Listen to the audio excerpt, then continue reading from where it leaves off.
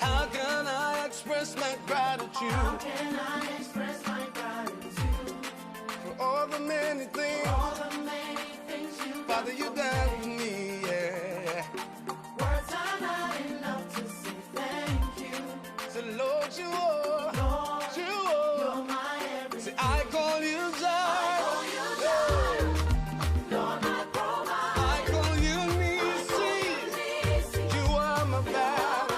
I call you Rapha. Hey. You are my healer. Say, Lord, you are. Lord, you're my everything. I call you Jireh. Lord, my provider. I call you Nisi. You are my battle. I call you Rapha. You are my healer. Say, Lord, you are. You You're are. my everything. Uya matinyana. Uya matinyana. Uya matinyana. Oh, uya matinyana. Yeah, so uya. Moya matinyina. Moya matinyina. Yeah. Moya matinyina. Oh, uya matinyana. Say, I call you Jireh, say, I call you yeah. Lord, my provider. I call you Nisi.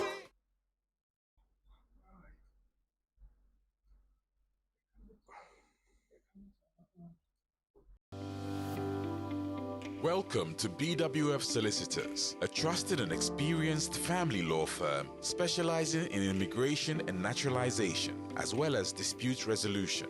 Meet Bernard Owusu, our esteemed senior partner with over 30 years of experience and known for his expertise and dedication to serving our clients and the community. BWF Solicitors stand for integrity, respect, excellence, teamwork, diversity and inclusion, and service to the community. We provide tailored assistance across all areas of UK and Ghana law.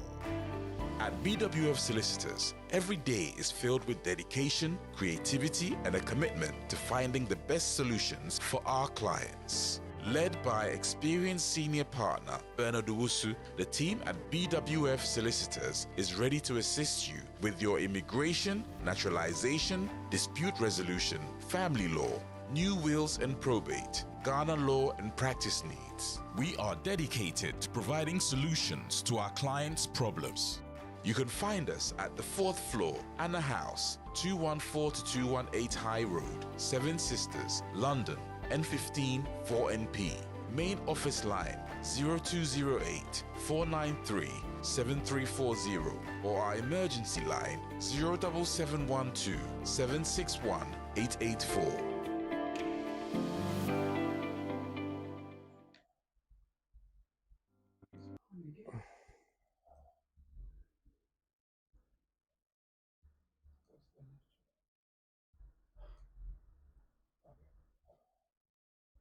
Check the green screen out.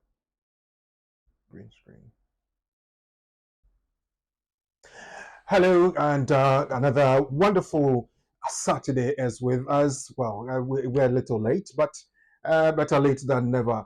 My name is Oreku Fripon, and I have the duty and the honor to be hosting this program, The Community and the Law, brought to you by BWF Solicitors. BWF Solicitors, 4th floor of the Honor House, 214 to 218 Tottenham High Road, Seven Sisters, North London. They work Monday to Friday between 9 and 6 p.m., 9 in the morning and 6 p.m., I should say.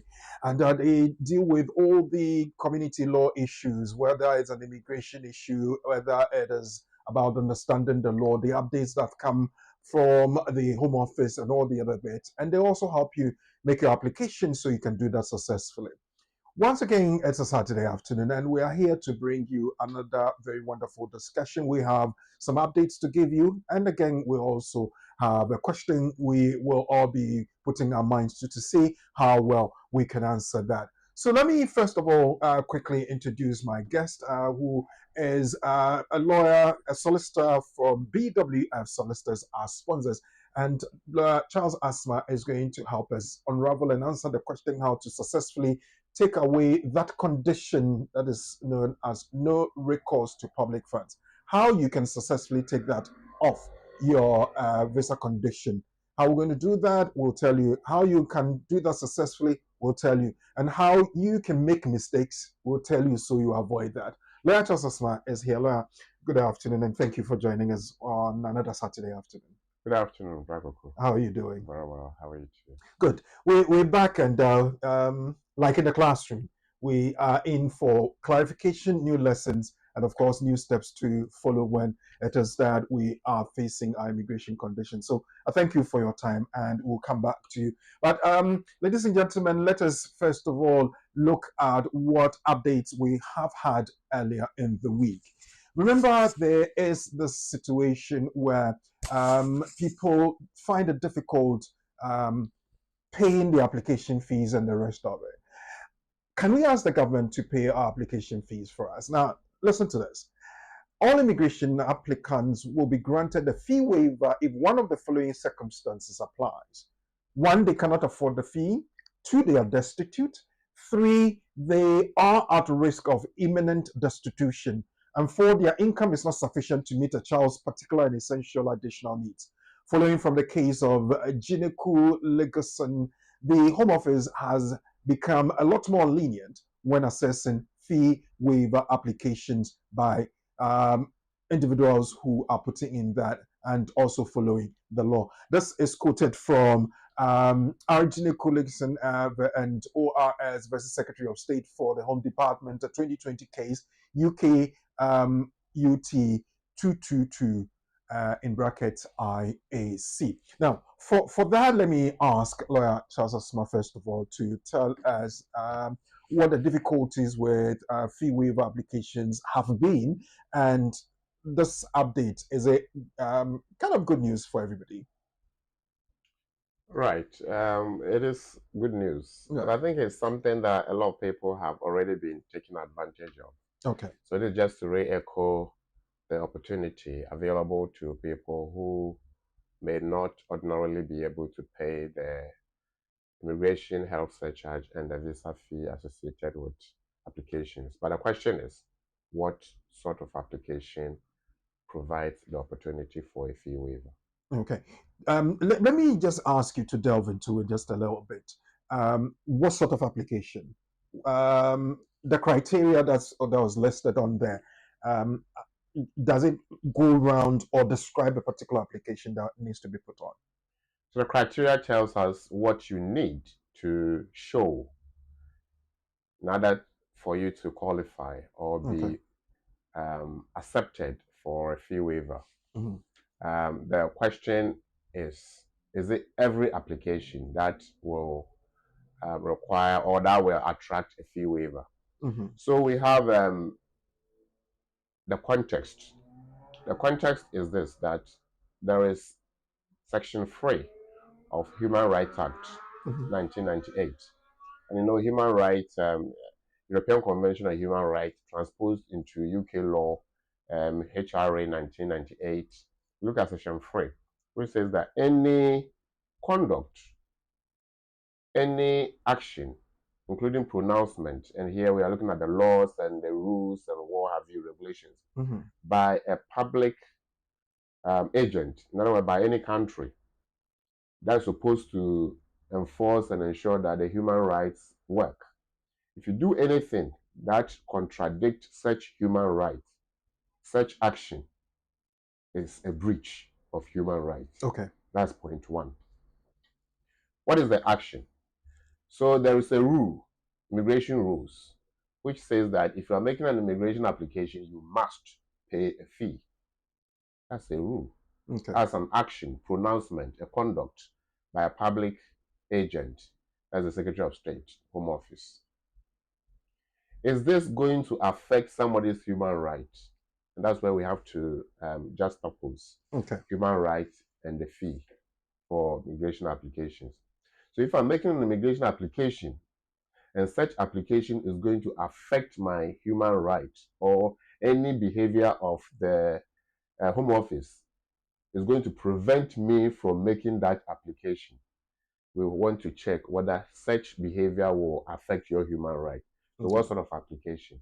It can only be human right application. Okay. Family life application, private life application. These are human right applications. So if you say family life application, then it means that I'm talking about making an application for my children and my immediate family. So within the family, we have parents, we have children, we have spouses. So if you're making a spousal application, that's human right application, because you have right to family life, Article 8. If you are making a child application for your child, then the child has right to family life, to be with a parent. If you are making an application as a parent to be with your child, then that's also human right, because right to family life with your children. Okay. So that's one aspect. Family life application, appendix FM, family migration.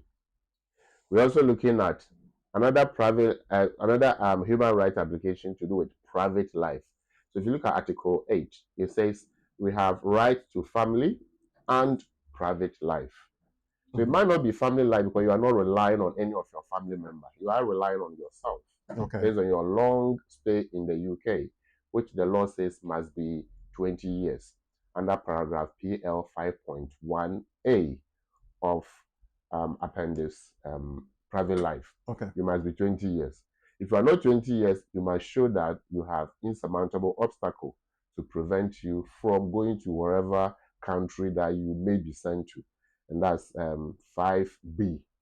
So if you are making a private life application, you are making family life application, that is human rights. Therefore, if the Home Office says that you must pay a fee to be able to put in the application, what are they trying to tell you? They've introduced a condition. So that without meeting the condition, you cannot apply. All right. And if you don't apply, you cannot exercise your human right. Is human right conditional? No. Therefore, any behavior unnecessary in front of HRA says that any behavior of the Secretary of State or any government agency that suggests that it will be difficult for anybody to exercise their human right, that would be inimical to the provision of that act. And therefore, so why fee waiver? The government has to review its own position to say that that's fine. Yes, you have human right. We cannot do anything to affect it. Therefore, but at the same time, we cannot make it open that everybody who is making a human right application should have it for free. So what do? If you think you cannot pay, tell us and we'll let you have it for free. Well, so then if I say I can't pay, then it means that I have satisfied those four criteria that determines my situation, whether imminently I'll be destitute, I am destitute already, it will be against the child's basic rights and private life or whatever. Those conditions, I would have to prove to the Home Office that I have met them. Therefore, they should grant me a fee waiver. So to speak. So the point now is, come and tell us that you need to have it for free. The question is, what makes you think that you must have it for free? Because it's not an open bracket for everybody that come and have it, if it's a family life or private life application. So you must prove it. So what is the criteria to prove that you meet it or you must be given? And those are the conditions we have shared. So if we put the conditions up again, we'll go through. Yeah, can we have the conditions up again and go through the checklist to see which one says that? Yeah, all immigration applicants will be granted fee waiver. So the first one is they cannot afford the fee. The second one says that they are destitute. 3, they are at the risk of being destitute. That's what the English says. They are at risk of imminent destitution. And 4, their income is not sufficient to meet a child's particular and essential additional needs. These are the 4.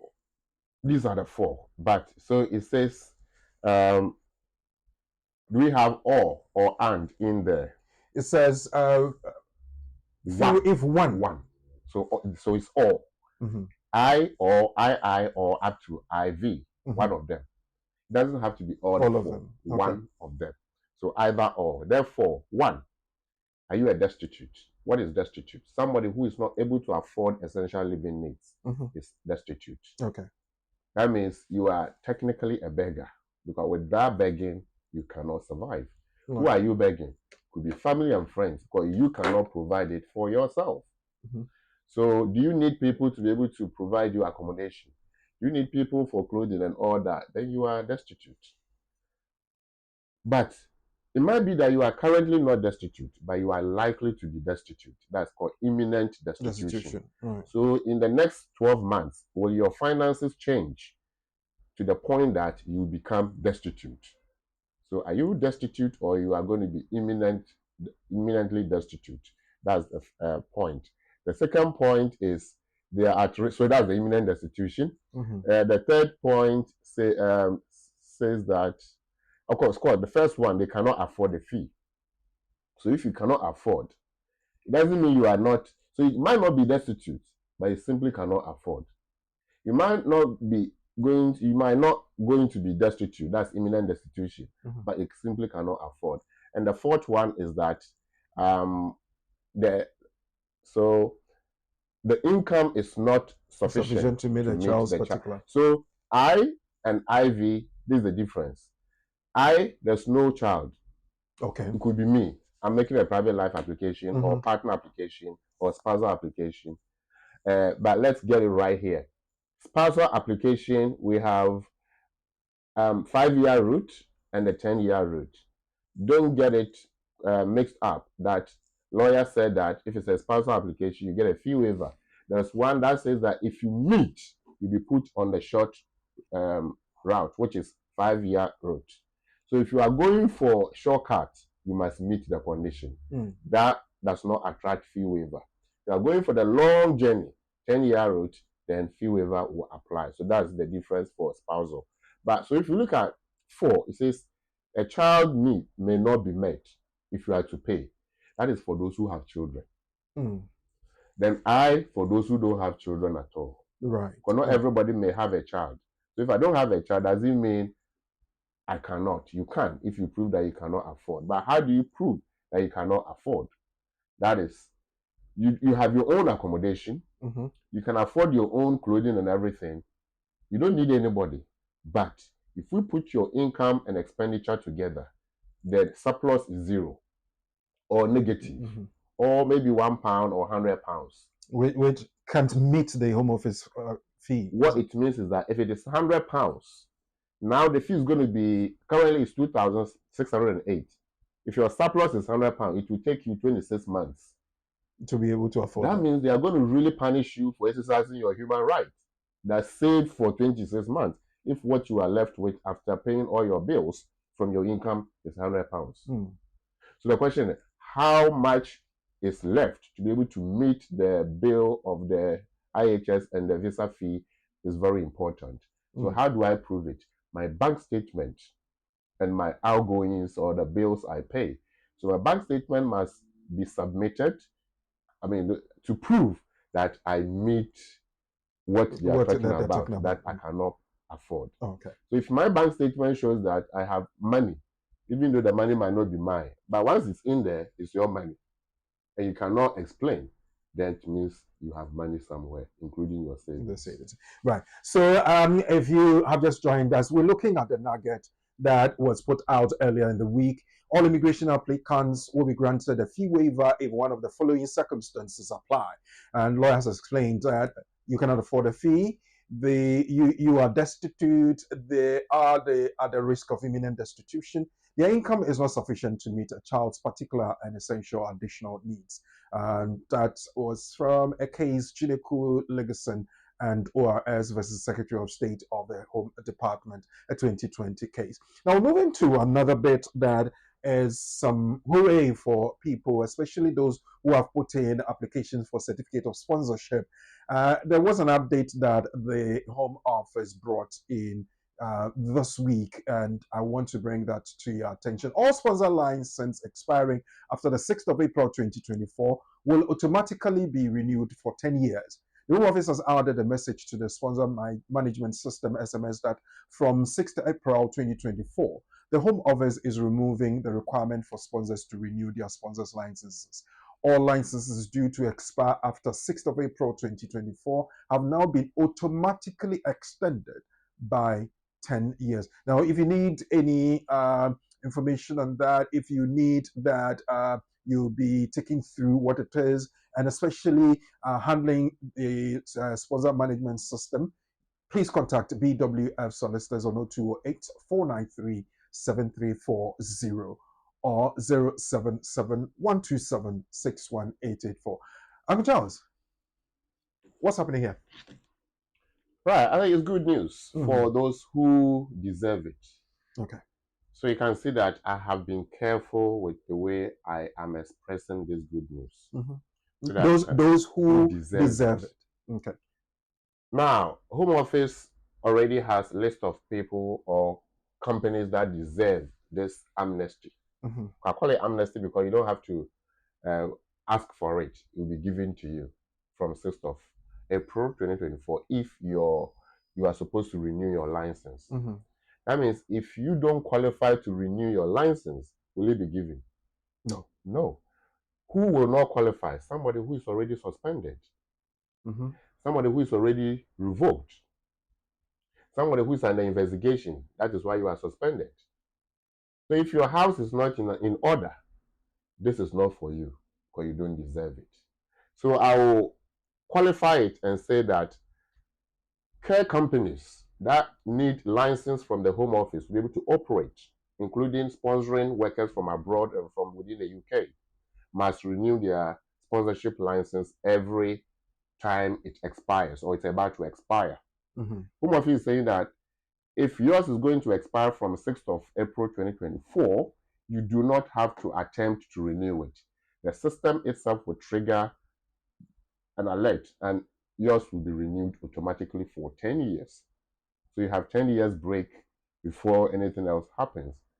For those who the Home Office believes that they have complied with the rules and regulations and so on and so forth. So that's the qualification.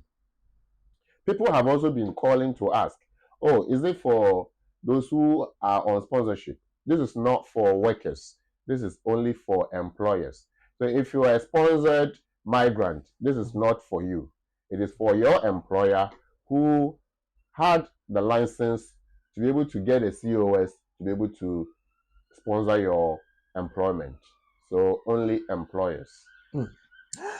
Well then, good news for employers who have put in the systems and you are working very well. If you need an MOT for your imminent Home Office check and inspection, please contact BWF Solicitors and they will help you do that. And once this information came, they have put it out for you to know that from the 6th of April 2024, all licenses due to expire have now been automatically extended by 10 years. Do your things right and enjoy that facility. And it brings us to the point where we want to say thank you to BWF Solicitors once again for giving us the opportunity to come your way every Saturday afternoon on the program, The Community and the Law. We will be taking a break, and when we come back, we're going into, in fact, something that dovetails into the fee waiver thing. There's another bit that says that you have no recourse to public funds on your status. How do you remove that? Why do you want it removed? No recourse to public funds. I know Lawyer Charles Asma will take his time and take us through what it is. Then after that, he will tell us who can get that condition removed from their status. It's a Community and the Law, and it's brought to you by BWF Solicitors. We'll be right back. Our private client services team is recognized for providing clear and practical legal advice to our clients in the United Kingdom and Ghana. Expert help with will writing, probate or estate administration. Our will writers and probate lawyers can act for you to obtain grant of probate and carry out estate administration on your behalf. The probate takes place after someone dies. If there's a will, The named executor is responsible for ensuring that the estate of the deceased is secured, assessing its value and paying any inheritance tax. If there is no will, the intestate and inheritance rules require similar responsibilities. Our lawyers offer strategic and practical solutions to the issues which clients face, whether it's in relation to succession planning, will preparation, probate and the administration of estates, immigration and visas, contentious family or probate disputes, administering estates often with inheritance cross-border issues, international trust advice including residence, domicile issues, wealth preservation, a fast, efficient service from SRA-regulated professionals, transparent pricing. BWF Solicitors, let us take care of probate.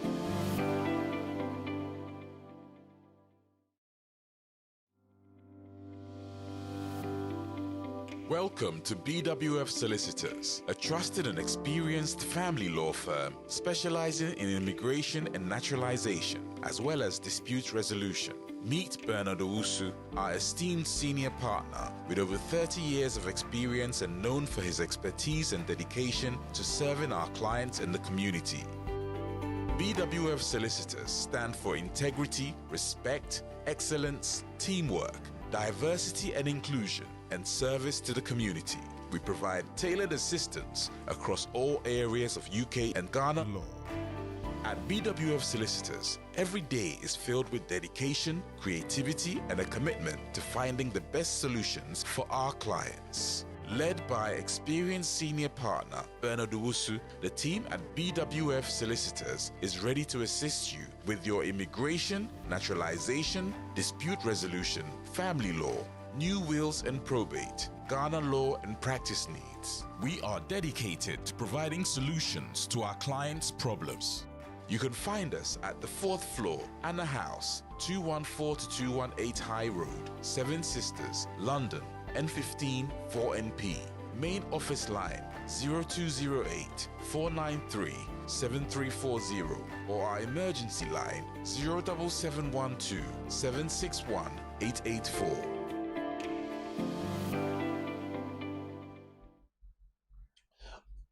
Welcome back and thank you for joining us on the program, The Community and the Law. We're moving and going to our main discussion in a moment, but I want to tell you that if it is that you want to have anything to do with BWF Solicitors, don't hesitate. You can call them Monday to Friday between 9:30 in the morning and 6 p.m. in the evening on 0208 493 7340 or 077 127 61884.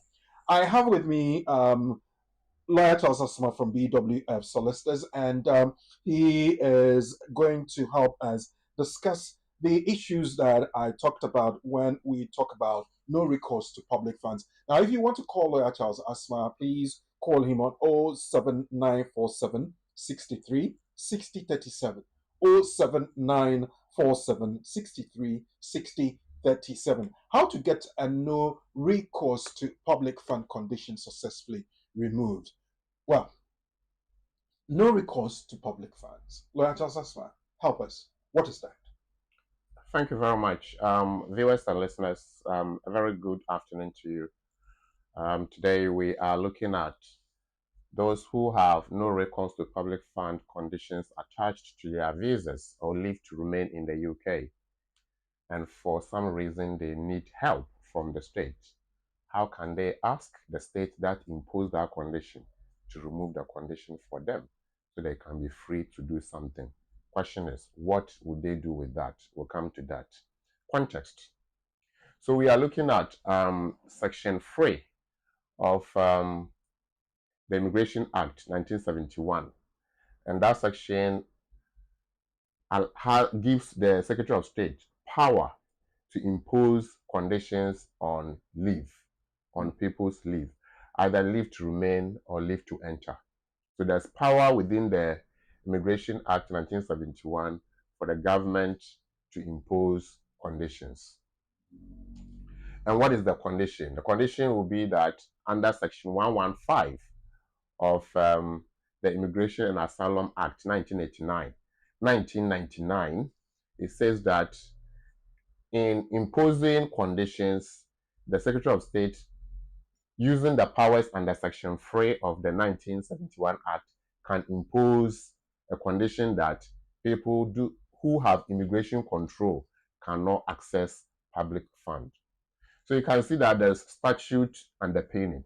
And the statute has been then put into the framework for caseworkers. We call it immigration rules. Immigration rules are rules, statutes are statutes, and statutes always have higher power than immigration rules.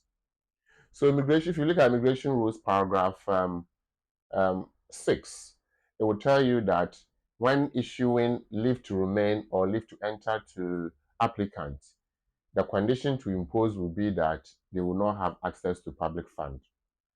That means they have to show that they will be able to fend for themselves so that they will not be a burden to the state. Question is, what is public fund?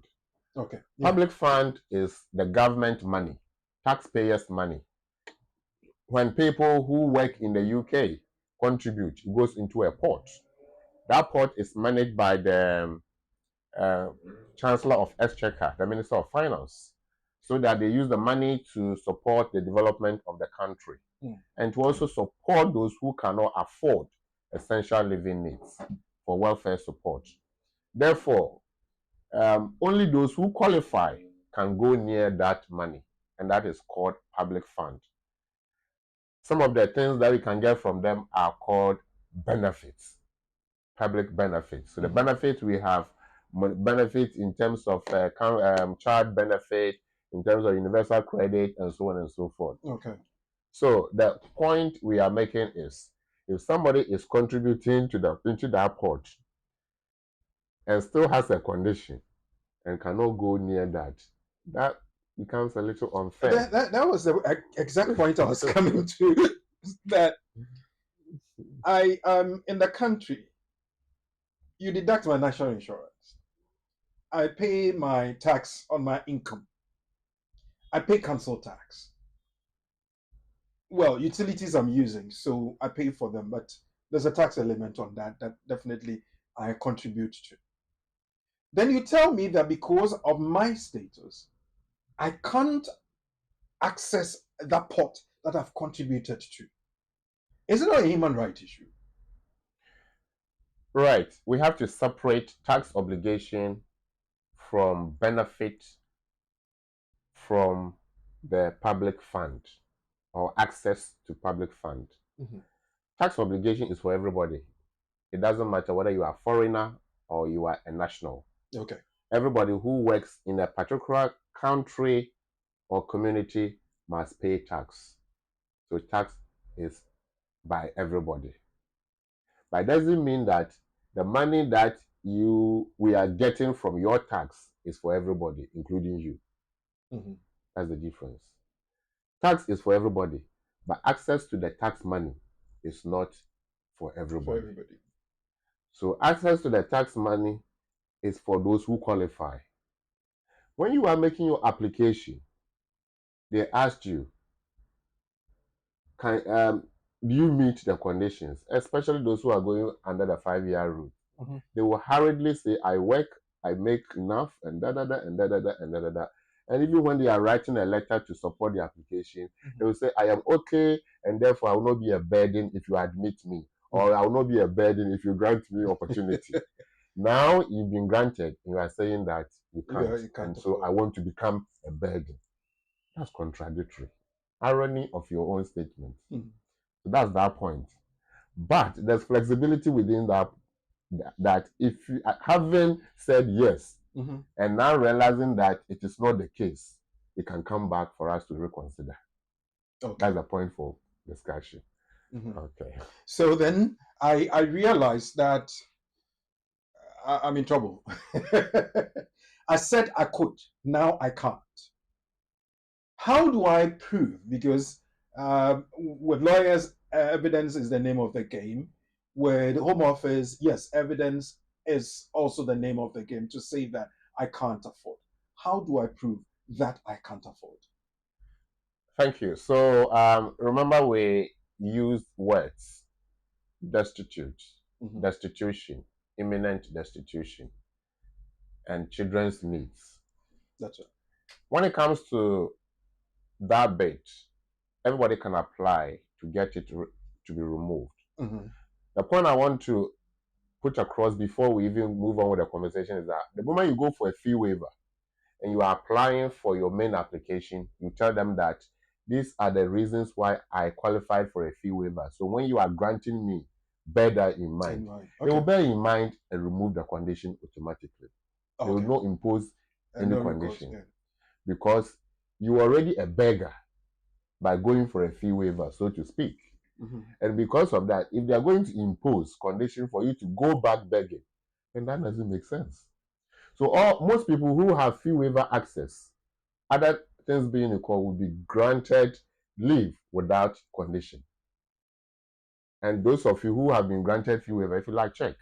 I'm sure because of your fee waiver, you didn't have any condition attached. Some also do have condition attached because they don't ask for that consideration from the outset. So that is the point. Very interesting observation here. I have asked for a fee waiver. It has been granted. When I'm making the main application, I didn't say that I asked for fee waiver. So consider that when you're making your final decision. If I don't ask, it means I won't get. Or it has to follow from that because they granted me from the beginning. So I didn't need to have to say that to them again. Well, that is the baseline. But the baseline doesn't always apply to all circumstances or in all circumstances. It may apply, but others that will not apply. So let's look at the context. Okay. When you are making your fee waiver application, you are establishing the point that you cannot pay for the application fee. Full stop. That's what you said. You didn't say that you cannot leave after your application. Okay. You said you can't pay for the fee, so they should remove the fee for you. So you've been given a waiver. Now you are applying. There are questions there. They will ask you, are you working? You may say yes or no. They will ask you, are you going to be destitute or are you going to struggle to meet your living needs?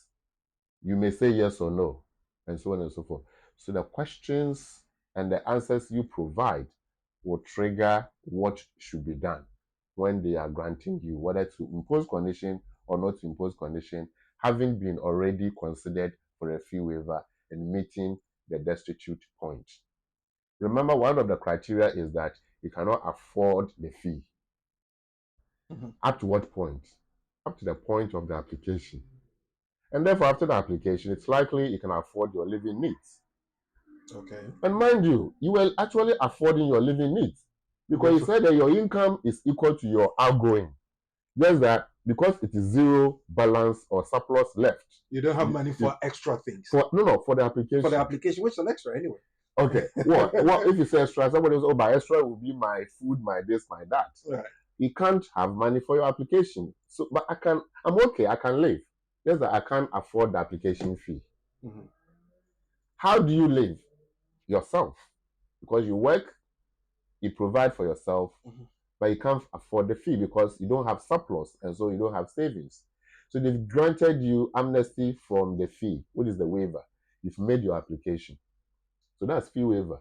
But it doesn't follow on always from there that having been granted a fee waiver, you also have no condition imposed if you don't make it clearer. So in your application, what you say is that already they know your story. They know that you can't afford a fee, or they know that you're going to be destitute, or they know that, or you are a destitute, or they know that you're going to be imminently destitute, or they know that there are children involved. Especially when there are children involved and you've been granted a fee waiver, you have to make it clear in your application that I will need help subsequently, based on the responses to the questions and the representations you make as part of your application. So if you look at the application, there's always additional information. It is not there for the fun of it. There must be a reason. And therefore, if you need to use it to make a point. Now, when we are submitting applications, we actually add letters and all that. Those letters are not compulsory. What is compulsory is the application form. Therefore, if you want to add anything, we signpost that please see the letter I have added. Because the person doesn't have any obligation to see your letter unless you have directed them. But where you don't even add the letter, you can use the box, additional information box. I have applied for a fee waiver because I am currently destitute, or I am currently not destitute but cannot pay for the fee. However, I'm going to be imminently destitute because in the next 12 months, my job is already at risk and I may not be able to meet my essential living needs. This means I will be relying on friends and family for support, which may not be reliable or permanent.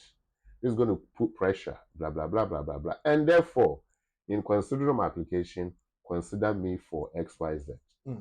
If you say this, would that cause them to think about whether to give without condition or to give with yes?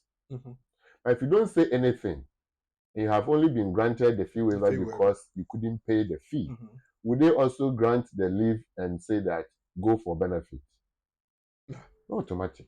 Okay. Then the other question is the no recourse to public funds, that application, do you necessarily have to have had a fee waiver before you do that? No. So the fee waiver bit I chipped in is for those who had their leave, the card, and on it there was no recourse to recourse to public fund. If the no recourse to public fund is not there, it means they have recourse to public fund. They haven't asked for it, but the way they put in the application has made it possible that there was no condition. So they can go for. Therefore, if you have the condition there, then you must take active steps for it to be removed. Okay. Take active steps for it to be removed, and we're going to go through how to do that. First off, if you were me, if I were you, I would straight away go to the lawyers for them to do that for me. But listen, the program seeks to empower you, one, to understand what it is that you are doing, and two, to be able to stand on your own 2 feet, to be able to do things yourself. How are we going to do that? Lawyer, the steps. How do we do this? Right. Should I tell people follow Kuku's advice? Go and say it. Or you tell us what is that? Right. I mean, the essence of this platform is to empower people, so that those who can will rely on themselves, and those who may not necessarily be sure will still come to those who can make it certain for them. There is case law underpinning to this discussion. During COVID, so 2019, 2020, thereabout, it became very, very difficult for people to survive. People who have no recourse to public fund struggled to meet the needs of their children. What it means is that if you have children and you have no recourse to public fund, you will not necessarily be thinking about yourself, but the children's welfare becomes an issue. There's also a duty on the state, especially the borough within which the child lives, to ensure that the child needs are met somehow, where without meeting such need, the child is exposed to harm. Or if the child is hungry, that's exposure to harm and all that. So councils or the boroughs have duty to ensure that children within their catchment areas are supported. That's why when a child is in need and the parent has no recourse, the council will step in not to help the parent, but to help the child alone. But this time, you want to have the no recourse removed so that you can help yourself and your child. So as I'm saying, during the COVID era, children were in serious trouble, exposure to harm, because parents couldn't afford, jobs were lost, A lot of them were put on 0-hour contract and so on and so forth. And so there was chaos.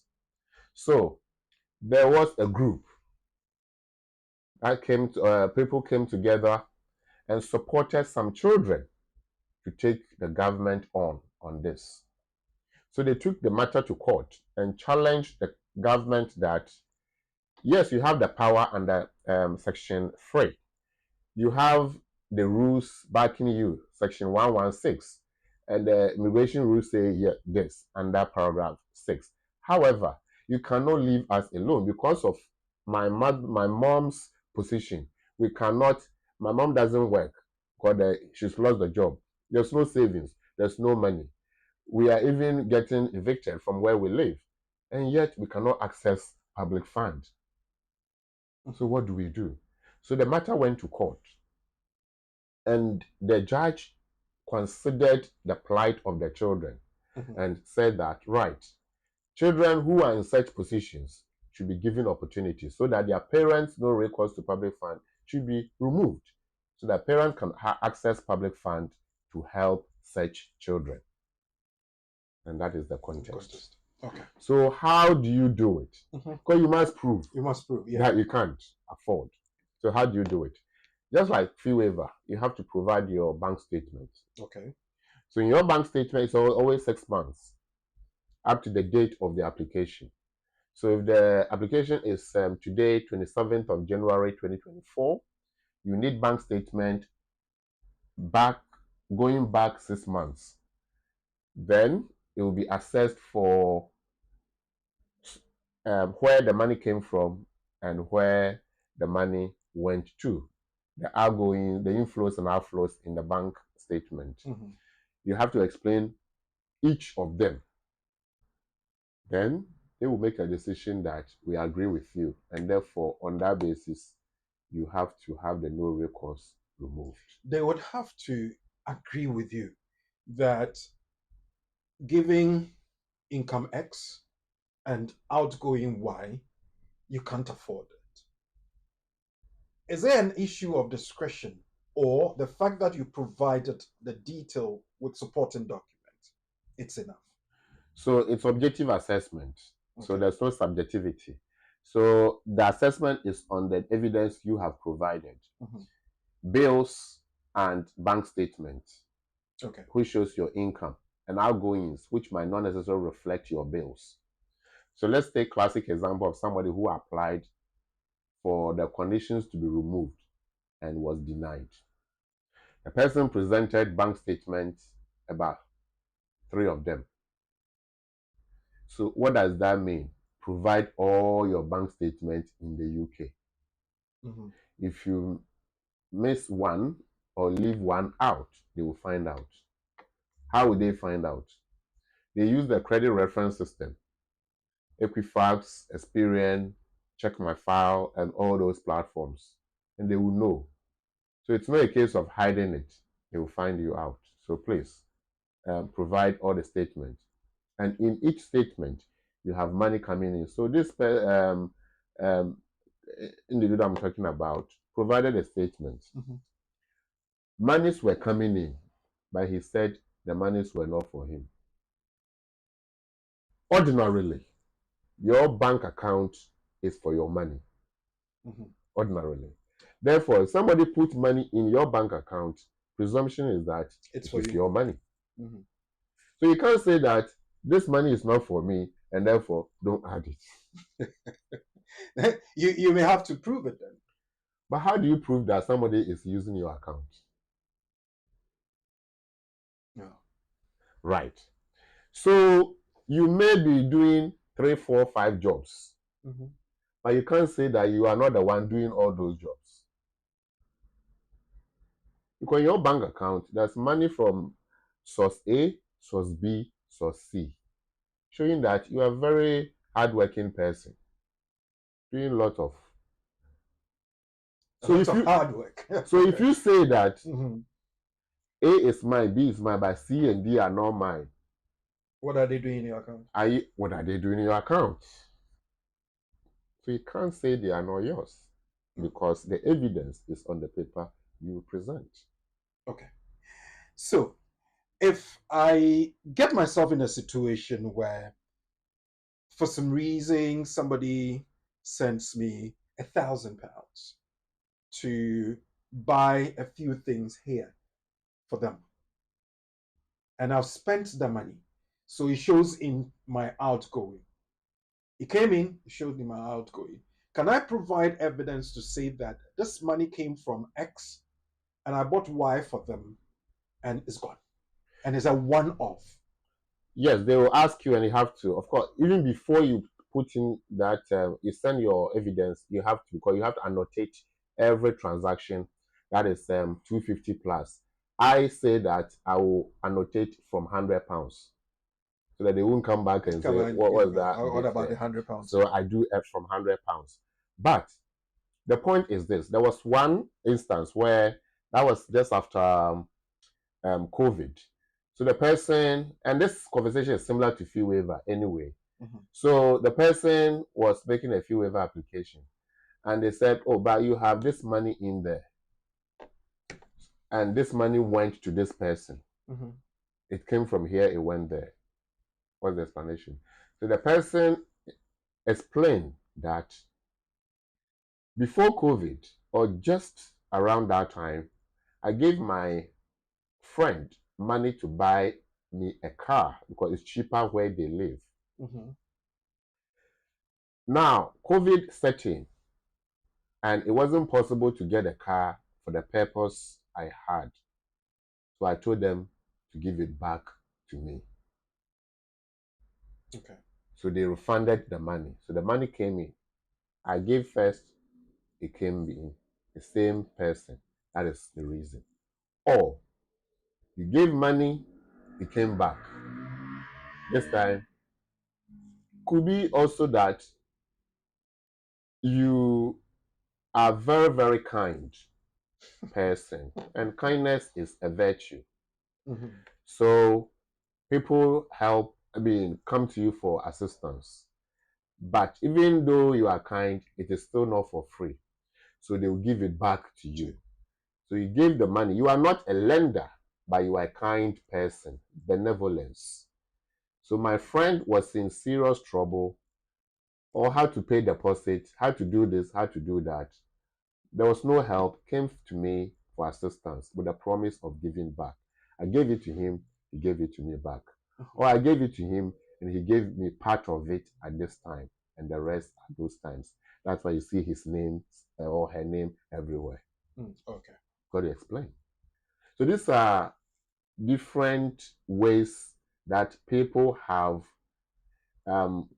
clarified the transactions in the bank statement. But it is your duty to clarify them. Okay. So I have my bank statement. I have indication that there are outgoings, direct debits, there are some standing orders, and all those things. For instance, if I have a direct debit for my broadband, my mobile phone, I have a direct debit for my electricity, which is utility, I have a direct debit for my council tax, I have a direct debit for my water bill, I have a standing order for my children's upkeep, either in school or for clubs and all the other bits. Banks do not lie. When I've provided my statement and it shows that I've annotated all that, do I have to provide further evidence to the ones that appear on the statement? It's obvious, as you said. It's a prima facie evidence that this money went to EE. What for? Broadband, mobile phone contracts, It went to Thames Water, water bill. It went to Mr. Patel, rent. It went to BWF Solicitors, legal fees. It went to charity. Oh, you don't have money, but you can do charity. Oh, philanthropy is a virtue. You mentioned it. Yeah, but if you are philanthropic, then why do you come begging? That's by the way. So, if you have a lot of that, then unless of course it's clear, for example, cancer research, one off, okay, but not to John Mensah, Araba Bento, and Amma Bedua, and they are all charities. That may not you apply common sense to it, basically. That may not be proven charities. Okay. Unless you have evidence that these are charities. Right. But if you're contributing to so many charities, then you're not destitute. Well, I don't know whether a beggar cannot be doing good. but then, I mean, do you want to add as I said? But you can see that there's a lot of common sense assessment here. Okay. I mean, and if you are genuinely begging, you cannot have the appetite for goodness. Obviously. Yeah, that's why rich people always get, because they're able to do good. Well, and those of who are not necessarily lucky are not, because it's attraction, isn't it? Exactly. But that is by the way. So the point is that when you are explaining those things in the bank statement, you just have to make sure that you are very, very clear. Okay.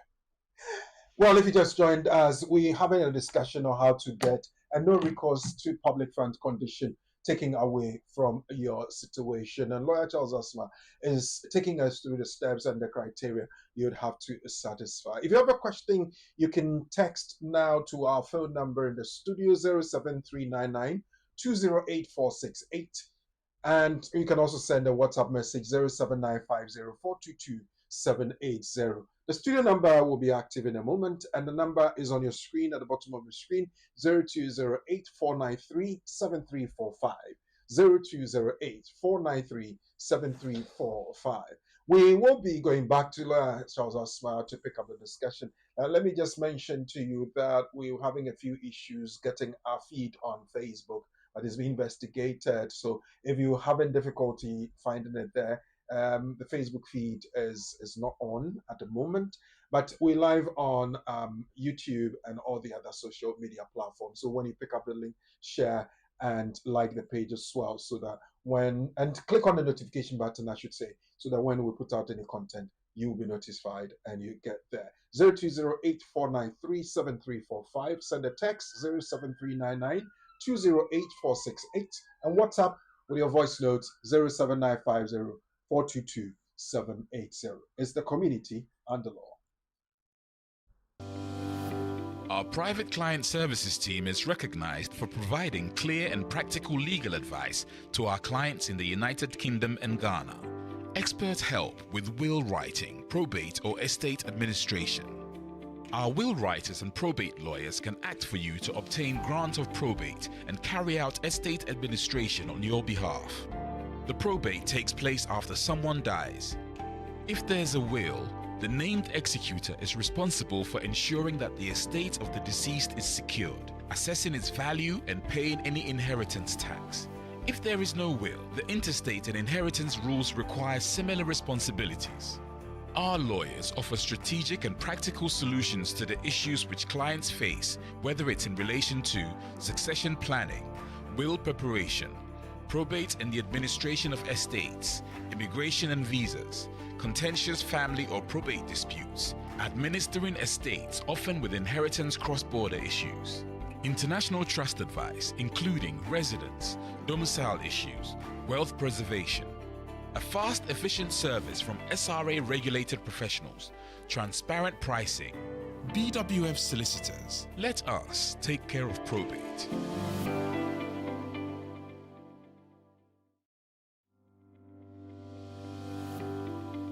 Welcome to BWF Solicitors, a trusted and experienced family law firm specializing in immigration and naturalization, as well as dispute resolution. Meet Bernard Owusu, our esteemed senior partner with over 30 years of experience and known for his expertise and dedication to serving our clients and the community. BWF Solicitors stand for integrity, respect, excellence, teamwork, diversity and inclusion, and service to the community. We provide tailored assistance across all areas of UK and Ghana law.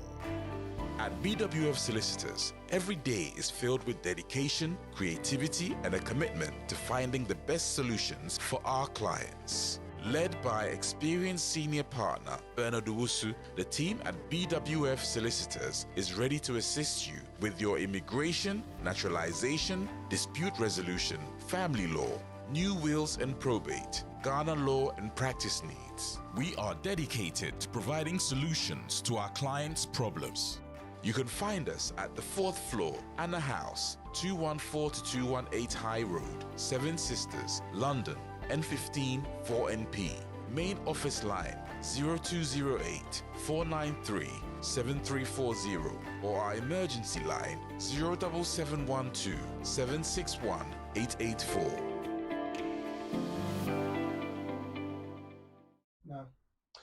Okay, welcome back. Thank you very much for still staying along and staying around and going along with us. How to get a no recourse to public fund condition successfully removed. Your texts, your WhatsApp messages, your phone calls are invited now. Lawyer Charles Asma is here with us and he's going to help us unravel that. 0208 493 7345.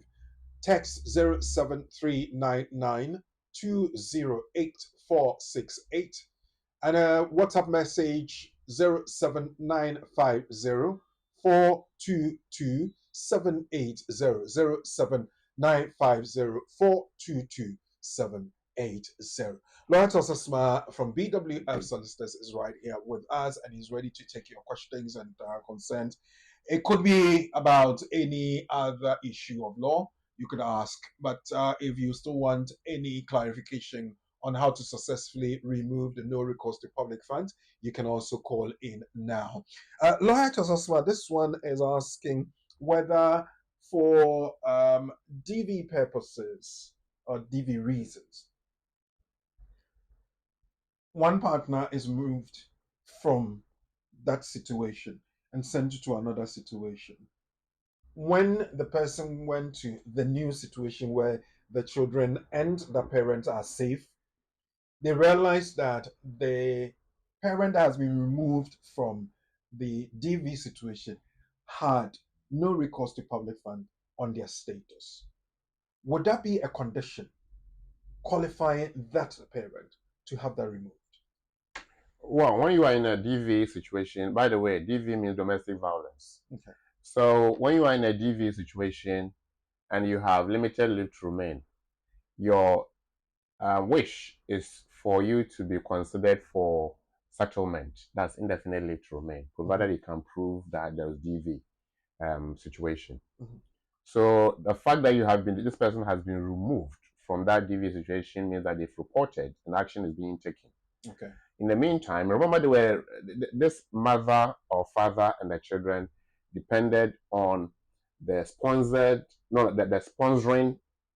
parent or the sponsoring partner, the one who brought them here or the one who is sponsoring them in terms of the applications.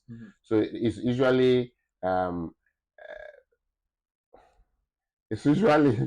okay. It's possible that it will be a man. It's possible that it will be a man who is perpetuating that violence, and the victim is the woman. Yeah. But it's also the case that it can be the man who is the victim of that violence.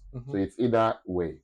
So can be a man suffering, can also be a woman in that DV situation. So if you're a man and you are in a DV situation, you can do the same thing as women will do. The law is for both gender. Now, so what we are saying here is this. This person who has been put in that situation is going to make an application. Already they are in that imminent destitution. So they will be granted temporary leave. It's usually 6 months. And within that time, they will be given that temporary leave will grant them access to will grant them recourse to public fund. Okay. So they can access support to be able to survive for that 6 months whilst they are putting in the main application. So while they are putting in the main application, they will put in a fee waiver so that they can have the application for free. And once it comes, they put in the main application. Is it also possible that somebody in a DV situation may not qualify for fee waiver? Yes. There are about 3 of them that had their DV successful, but they didn't meet the fee waiver criteria. So they paid for it, but it was successful. It was successful because they were able to prove the DV situation. Okay. Right. Okay. Well, this other question says that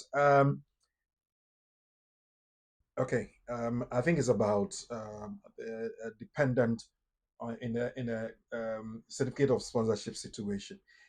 Lawyer, I understand that from spring, people who are on the care worker route cannot bring in their dependents. But what if I am in the country and I divorce my dependent? Can I marry again? And if I do, my new spouse, would that ban affect my new spouse? So the rules say that if you're already in the UK on this um, program, Mhm. the change will not affect your dependents. Okay. So if you're already here as a skilled worker migrant and on the 6145, which is general carers, care support, and what have you, care workers, and 6146, which is the senior carers, if you're on that, you're already here. So your dependents are okay. They can come at any time. Answer to this specific question. I'm already here. I had my dependent. I came with maybe we've divorced. I have remarried. Can I bring the new wife or husband? Or this they will be affected? It is not the person coming that must be here. It is the sponsoring partner that must be here already or must have already obtained the visa. So if you're already on the program, you are going to bring your partner, whether partner can only be one at any point in time. Anyway, yeah. So this is your partner you are bringing, Mhm. and the law will be lenient. I don't think that they will say, "Oh, you had one chance, so you can't have second chance." No. So I would say that there should be no And complication. I'll ask a follow-up question on this one. So if I declare that the partner that I brought in before the ban is in the country and we have divorced, would I have to declare that that partner that is not my partner anymore, that is not my dependent anymore, be removed so the place can be taken over by my new partner? It's automatic. The moment you sever a relationship with a person, any rights attached, any right derived from that relationship is gone. So after divorce, this person, that dependent, cannot say that their visa is valid. Okay. I mean, that's it's not even about legality. But once we stretch the common sense to the rules, then legally this person cannot have the rights before. So this is not like where you have retained rights. Okay. You It's curtailed when your relationship is you have retained rights. So you have to prove that the relationship is severed by death or divorce, and you have to prove that before this point you had a right. Okay. So this skilled worker dependent will say, I had a right. But there's no law which says that skilled workers dependent who have severed relationship can retain their rights. Okay. So once the right is gone, it's gone. Can somebody take over the right? Presumably, yes. And that's the whole answer. Okay.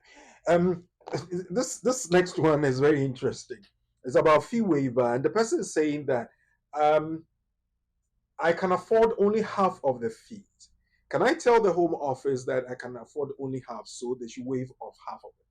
It is possible. So when you are applying for a fee, I don't see why you have to go for half. However, if you have part means, if your means can meet part of the fee, they will give you the rest. So the fee waiver can be granted partly or fully. Okay. Well, you can just text in now 0208. Oh, no, that's for the phone call. 0208-493-7345. Your text and your WhatsApp message is 07399-208468. And WhatsApp 07950422-780. The lines are active and waiting for your calls. We're live on BWTV, and it's the community and the law. This afternoon, we have lawyer Charles Asma from BWF Solicitors supporting us. I will be going to the quiz segment in a few moments, but let me remind you of our nuggets that we talked about, and it dovetailed into our discussion for today. Well, first of all, let me do the community update again. And it says all sponsor license expiring after the 6th of April will automatically be renewed for 10 years. This is an addition that the Home Office has made to the sponsor management system. And it says that from April 6, 2024, the Home Office is removing the requirement for sponsors to renew their sponsor licenses. All licenses due to expire after 6th of April have now been automatically extended by 10 years. One details, BWF Solicitors 0208 493 7340. Now, a nugget. Asking government to pay your application fees. Can you do that? Now, this case, our Gina Kulixon and OR's Vice Secretary of State for the Home Department says that all immigration applicants will be granted the fee waiver if one of the following circumstances applies. 1, they cannot afford the fee. 2, they are destitute. 3, they are at risk of imminent destitution. 4, their income is not sufficient to meet a child's particular and essential additional needs. Now, following from this case, the Home Office has become a lot more lenient when assessing fee waiver applications by following the law. And look at the 4 conditions. Do you satisfy any of them, or do you meet any of them, so to speak? And the law says if one of the following applies. 1, you cannot afford a fee, you are destitute, imminently you'll become destitute, or your income is not sufficient to meet a child's particular and essential additional needs. We will be bringing you a case scenario on this one, and I'll ask to find out if you really understood it and you can get it correct. Keep sharing the page. You remember last year when we had Tilly Duma sharing the page, the largest and the highest number, she was rewarded. It could be you this year in the year 2024. So share the page, BWF Solicitors, BWTV, both on Facebook and YouTube and all the other social media platforms. Now let's say thank you to BWF Solicitors and we'll be right back.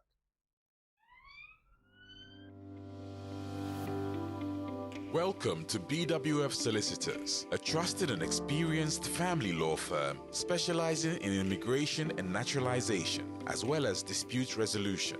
Meet Bernard Owusu, our esteemed senior partner with over 30 years of experience and known for his expertise and dedication to serving our clients and the community.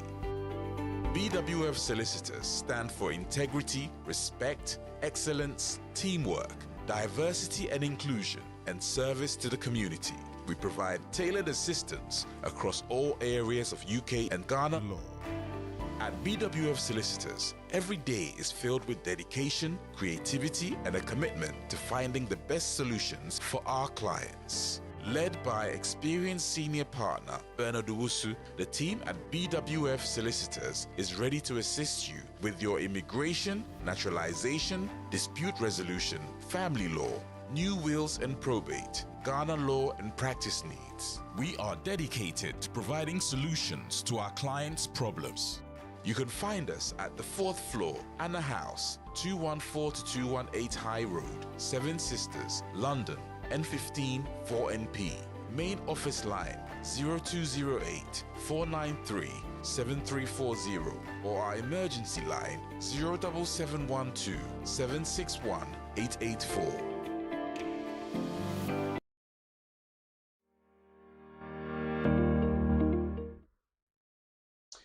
Welcome back, and thank you for sticking with us. 0208-493-7340. If you want to speak to BWF Solicitors in Ghana, the number is at the bottom of your screen: 0233 5558 95959 00233 5558 95959. For emergency situations, call BWF Solicitors or text them on 004477 12761 884 004477 12761 884. Now, Lawyer Charles Asma is my guest this afternoon, and as I mentioned, if you would want to speak to him directly, you have the chance of doing that. Let me give you his number again. And we have a very nice number. I don't know how he got it. Last his number is 07947 63 60 37. 07947 63 60 37. Now he's right here with me, and let me ask this. Last month, I have had a certificate of sponsorship. I have a 3-year contract. I've come in, and I'm just paraphrasing somebody's question. I've come in, and my employer says that, well, unfortunately, they have lost part of their contract. So the number of hours that I'm supposed to have on my schedule work has reduced. The law says that I can do 20 hours outside of that organization in a similar industry.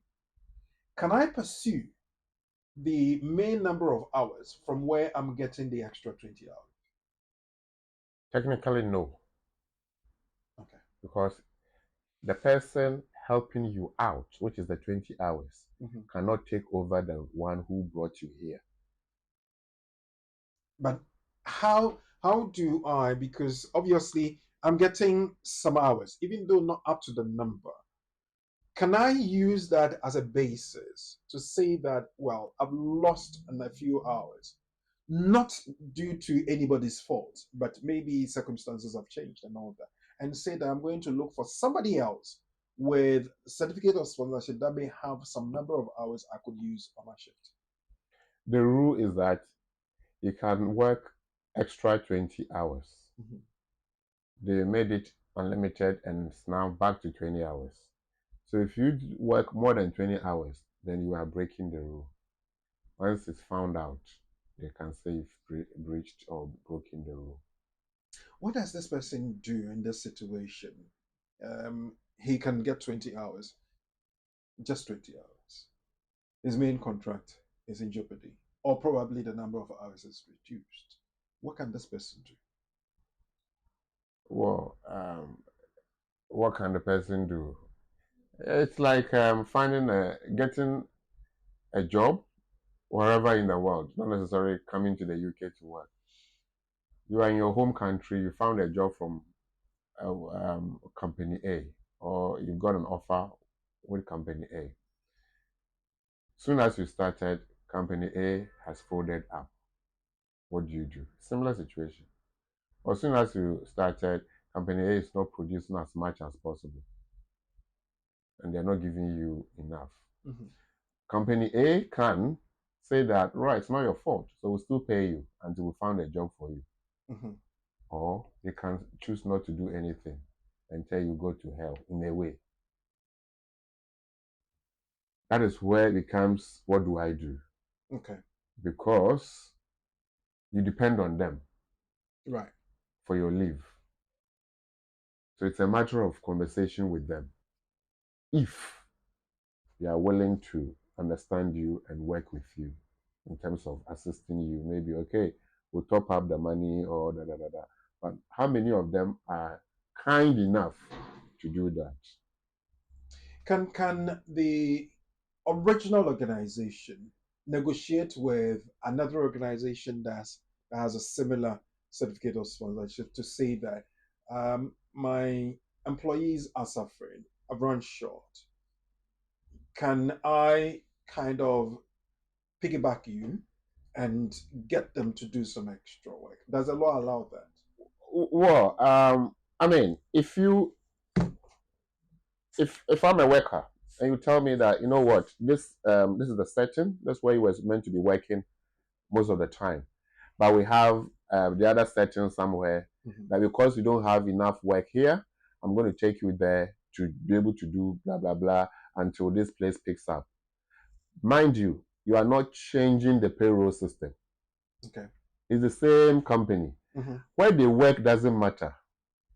It's who pays the wages and also gives them the pay slip and also goes through the compliance with HMRC. That matters. So if you are sending me there and I end up getting pay slips and stuff, money from them, I'm going to be put on payroll to suggest that I have another employer. then I now have 1, 2 employers. Question is, who is the main employer? But if you send me there, and all I know is that I'm going there to work and still working for you, that is not in any way going to break any rule. Okay. 0739920846 for text messages, and I'm picking most of them here. If someone applies for a student visa to travel from Ghana to the UK, and for some reason the visa is delayed and eventually not granted, school had also reopened, so the school declines the offer. With regards to the health surcharge, lawyer, is it usually paid by the student plus dependent, and also is it refundable in this scenario? So, question, what has happened? Mhm. Has the person been refused a visa? Yes or no? Delayed, refused, yes. The person was refused eventually. Eventually was not granted. Oh, okay. So if it wasn't granted, then usually the health surcharge is refunded.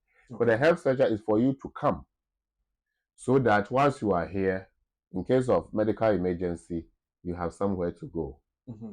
So you are paying for health insurance, literally. So if I'm not coming, will I lose that health insurance? No. You shouldn't. Shouldn't. So that will be refunded. Okay.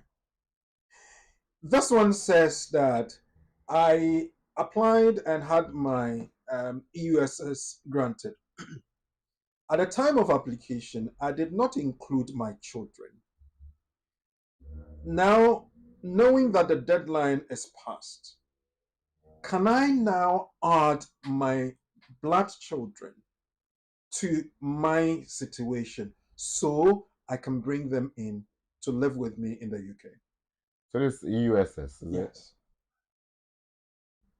That, Okay. That gate right. was closed a long time ago, I guess. No, I said what? Children. Mm-hmm. So children is still ongoing. I mean, Okay. they are your nuclear family members, so Okay. that's still fine under USS family permit. Mm-hmm.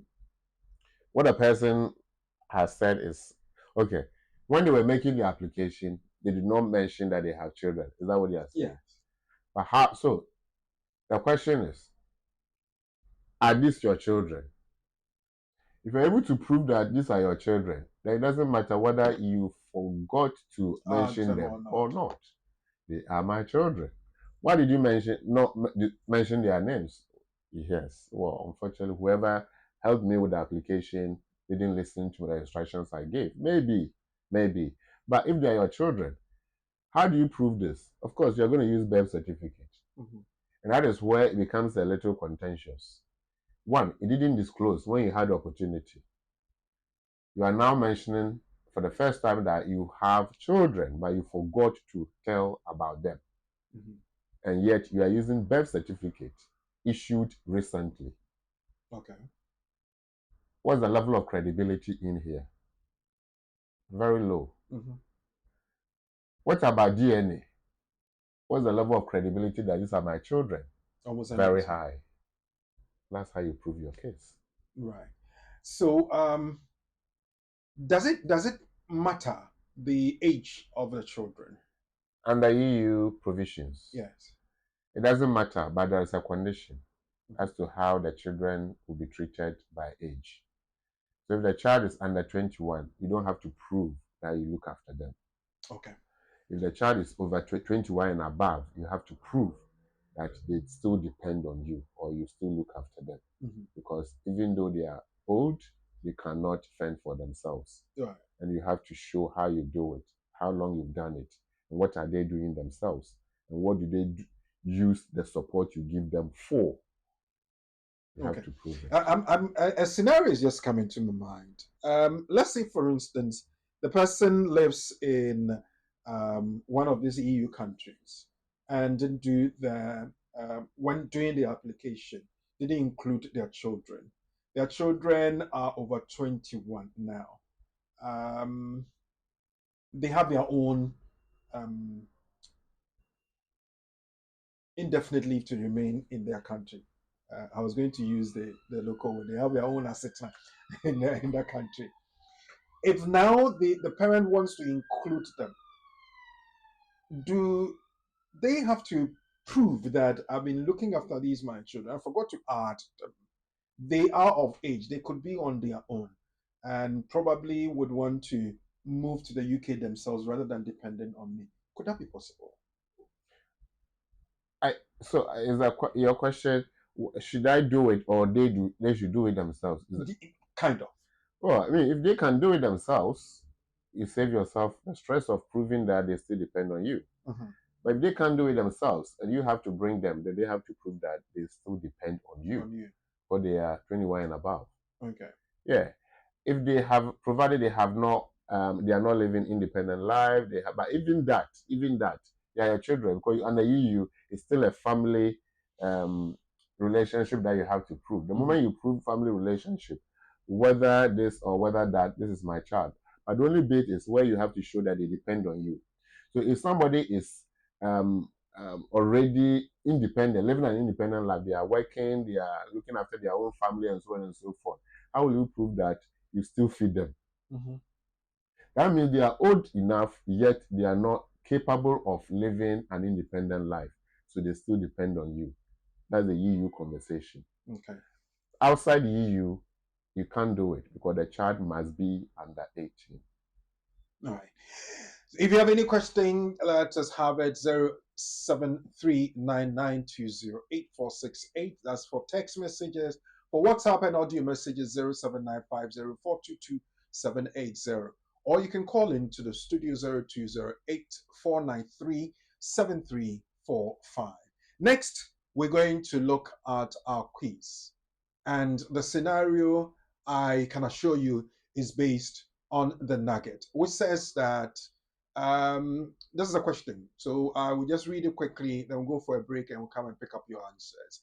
Anna Grace is making an application to stay in the UK on the basis that she has parental responsibility for 2 British children. She currently has permission valid until March 2024. The fee for application is 1,053. Immigration health surcharge is 2,587.60, which is a total of 3,640.50 pence.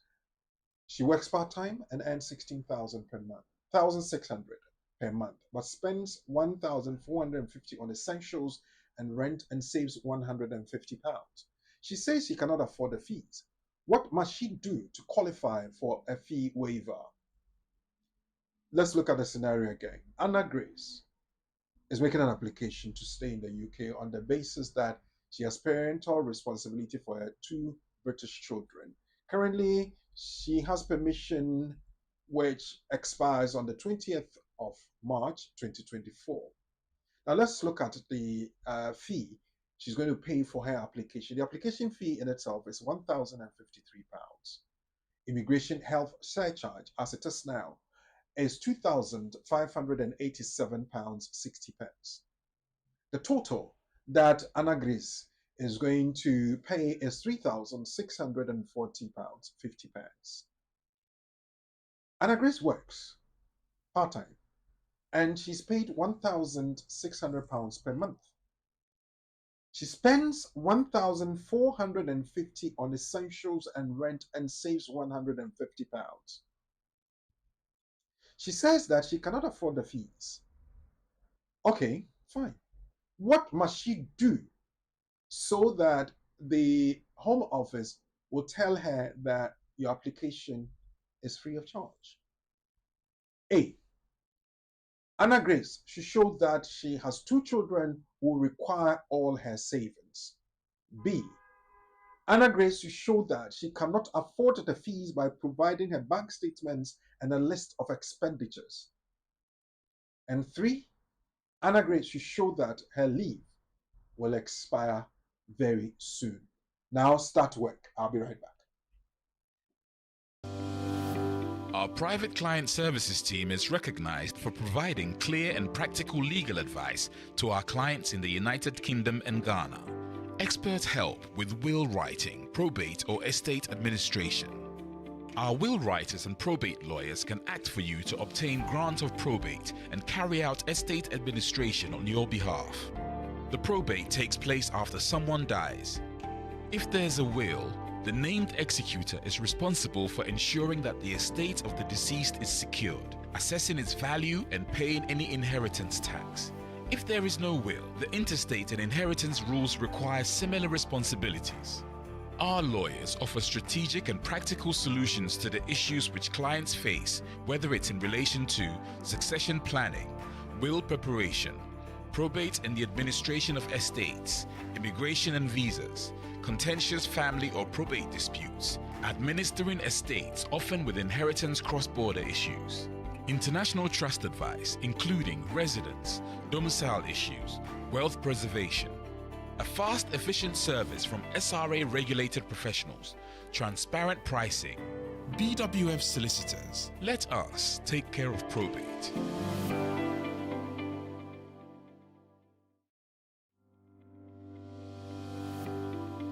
Welcome to BWF Solicitors, a trusted and experienced family law firm specializing in immigration and naturalization, as well as dispute resolution. Meet Bernard Owusu, our esteemed senior partner with over 30 years of experience and known for his expertise and dedication to serving our clients and the community.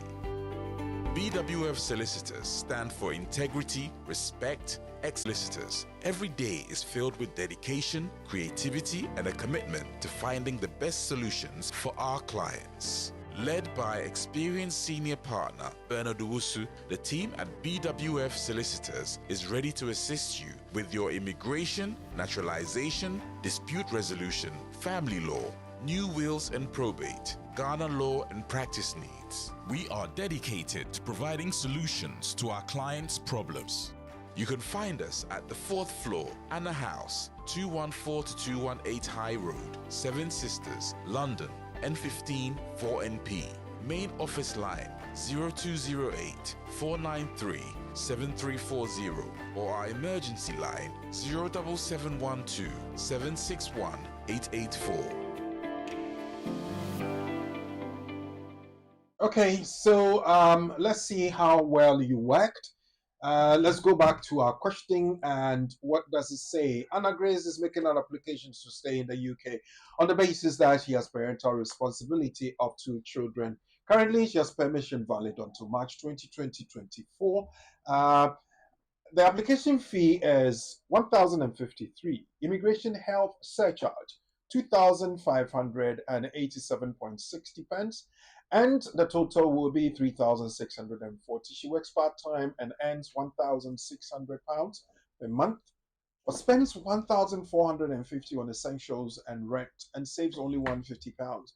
She says she cannot afford the fees. What must she do to qualify for a fee waiver? 1. Show that she has 2 children who require all her savings. B, she should show that she cannot afford the fees by providing her bank statement and a list of expenditures.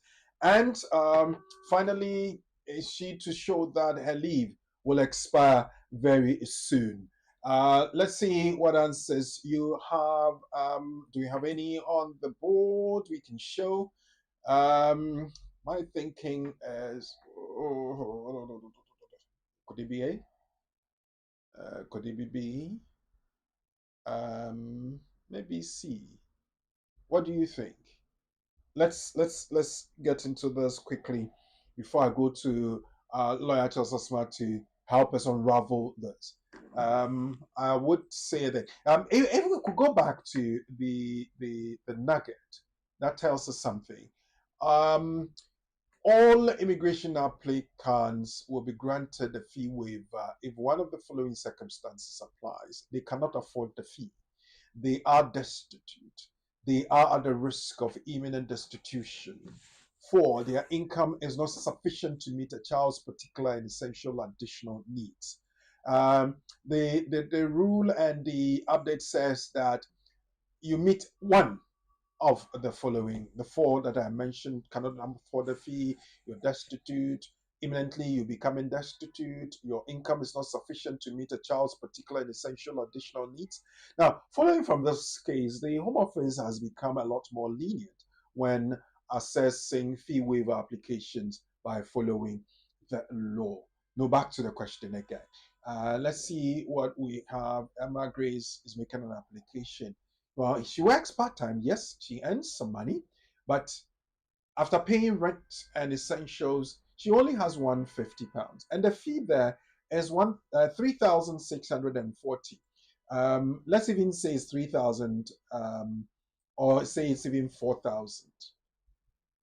150 divided by 4,000 would take a long time before she can make that. Even when we say that she's spending all the 150 on the application. So what can she do? One, does she have to show that she has two children who require all her savings?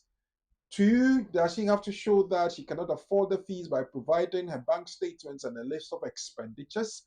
Or C, does she have to show that her leave will expire very soon? Well, the leave will be expiring we in January, so February, March, and it's gone. What are your answers? Um, Tyrantide says so is for no man, so I will go to lawyer Charles Osman again and say, my inclination is that Anna Grace should show that she cannot afford the fees by providing a bank statement and a list of expenditures. Would I be right? Yes, you'll be right, because as we explained, fee waiver, though available, must be proven that the applicant needs it. So more or less, it's means tested, so that the floodgate is not opened. So she has to prove that she cannot afford the fee under the circumstance. Right. Okay. So as Laura said, the answer to this week's test is B. If a person demonstrates upon proper proof that they cannot pay the fee, the Secretary of State must agree to waive the fee when an applicant is unable to afford the fee and has human rights claims. That's R. Carter versus Secretary of State for the Home Department, England and Wales High Court judgment, and a case number 2603 is an admin case. So that's that bit there. So we're going back and we're going to ask lawyer to give us a summary of what we've gone through, a quick run through what needs to be satisfied so we can get a no recourse to public fund condition successfully removed from our status. Lawyer.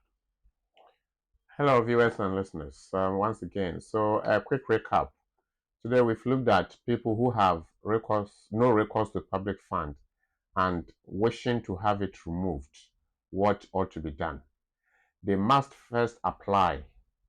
Once the application is submitted, or once they are going through the application process, they have to show their income and expenditure.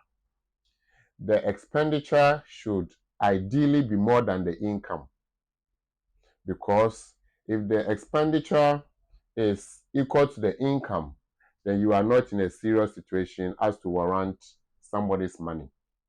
So the expenditure must be more than the income. What it means is that without support, you cannot survive on the minimum income that is far less than your outgoing.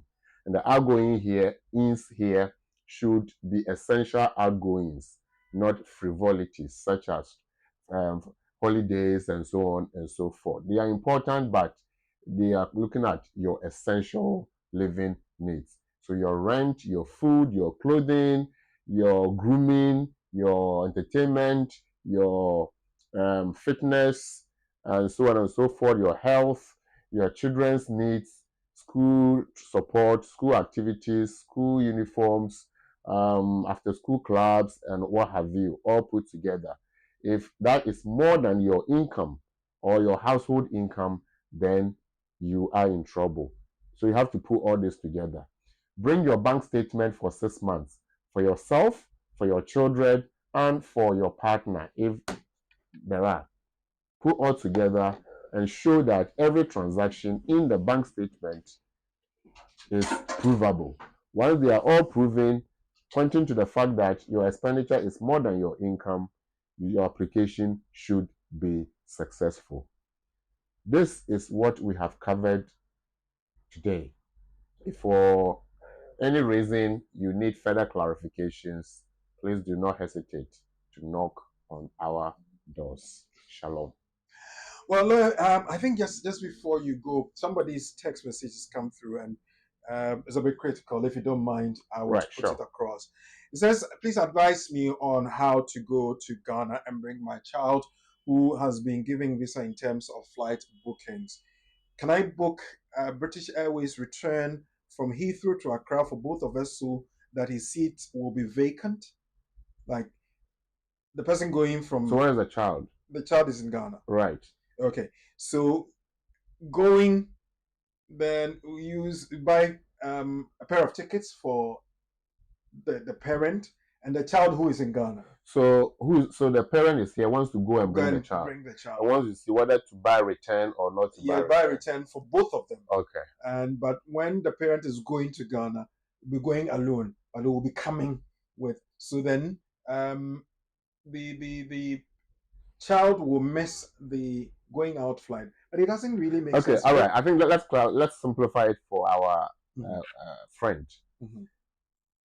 Well, she's asking. She wants that if she is to go to Ghana to bring the child, because the child has got the visa now. Yeah. How should she do it in order not to waste money on flight? I guess so. I suppose. Yeah. But yeah, I guess so. But to me, why I was going on about it, it doesn't really make sense to me. The visa that or the permit that's been given you is for the child that is outside of the UK, and you have the right to go and bring the child in. Exactly.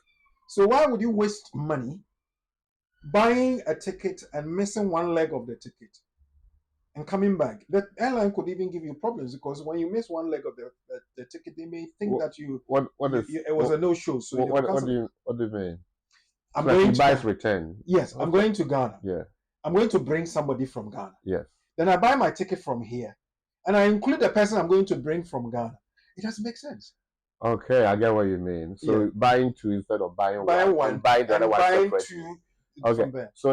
So if our caller or questioner is listening, all you want is how to go and come without wasting too much money. Okay. So the child is coming to stay, I suppose. It's coming to stay. So the child will get a single ticket, one way. Yeah. So you buy separately, the same flight though. So the date will be the same. In terms of seats, you have to choose where, so you can do the seating later. So you buy single, no return for the child. So one way for the child. And of course, yours will be returned. And that's it. Yeah, that's it. Anyway, save money. Yeah. But if we didn't get you, because of that, we didn't give you the right response, please call us so that we can get your facts better and assist you. You can call us later. Okay. Now you've done your summary, but let me quickly ask. We've got a few minutes to round up. Let me quickly ask. What's the current situation with the certificate of sponsorship, but the specialist occupation list? You know that list. What's the situation now? Are they taking a lot from it, or it's still the same? People think that it's all about just the construction and the care worker. What's happening? There are a lot more on there. I mean, thousands of jobs or occupational areas, and of course, some of them do not have immigration health surcharge amnesty. If it is within the ones within the health sector, you don't necessarily pay health surcharge. That's why those ones you only pay the visa fee, and it's always minimal. But the ones that are not in healthcare, you pay plus immigration health surcharge, and that is high most of the cases. So, but there are a lot of them still there. They haven't really changed much.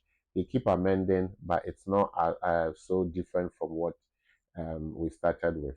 Okay. So for each of these, does one have to do an English test if you don't have a qualification or a degree that was taught in English?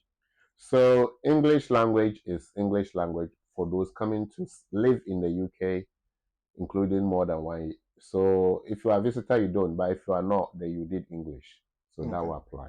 Well, then I would advise that you consult KT Ed Consult for them to help you with the English language. They do their classes every Monday and Wednesday, so you can call them. and get them to support you.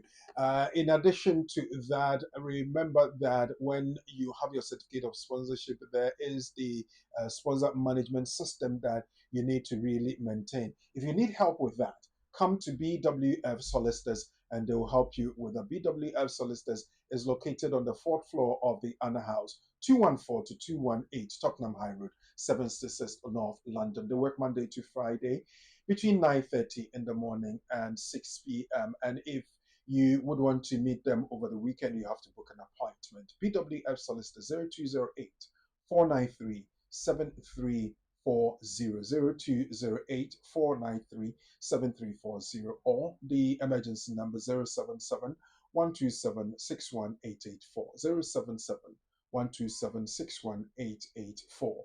And you would be happy to also note that BWF solicitors are community lawyers, the trusted community lawyers, I should say, have put in place several educational programs that will help you, one, empower you, and also get all your questions answered.